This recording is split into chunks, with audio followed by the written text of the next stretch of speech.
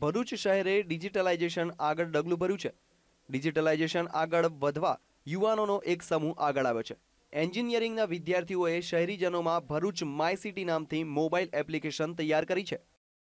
એ વિચાર્યું કે એ Android mobile થકી અમે એના સુધી પહોંચી શકીએ છીએ અને દરેક પ્રકારની માહિતી એને અમે મોકલી શકીએ છીએ। તો ધારો કે કોઈ પણ હવે ભરૂચ છે તો એક હેરિટેજ સિટી છે, તેમાં ઘણા પ્રકારના ટુરિસ્ટ પણ આવે છે। તો એ લોકોને પણ કોઈ પ્લેસીસ જોવા હોય તો એ અમારી એપ પર અવેલેબલ છે।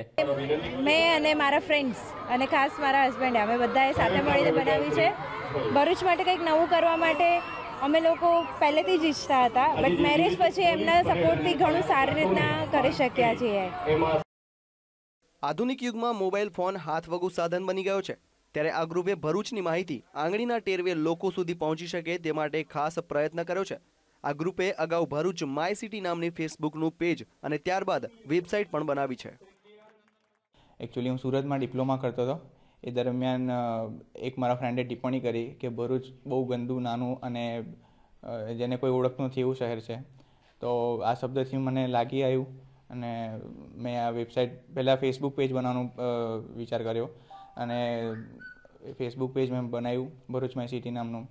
ત્યારબાદ એવું વિચાર્યું કે ફેસબુક પેજથી કંઈ નહીં થાય, વેબસાઇટ બી એક બનાવીએ તો વધારેથી વધારે લોકો જાણી શકે ભરૂચને, એટલે વેબસાઇટ બનાવી અમે। ગુજરાતને અમિતાભ બચ્ચન સાહેબે જે પ્રોજેક્ટ કર્યું છે એ રીતે ઋત્વિકે મારા સને આ ભરૂચને પ્રોજેક્ટ કર્યું છે। એક નાનો પ્રયાસ છે પણ સુંદર પ્રયાસ છે એનો। શહેરની છબી સુધારવા માટે યુવાનોએ અનોખો પ્રયાસ હાથ ધર્યો છે। આ એપ્લિકેશન બનાવવા બદલ ભરૂચના વહીવટી તંત્રએ યુવાનોને પ્રોત્સાહિત કર્યા હતા। ભરૂચને સ્માર્ટ બનાવવા યુવાનોએ એક ડગ ભર્યું છે। ભરત ચુડાસમા, વીટીવી ન્યૂઝ, ભરૂચ।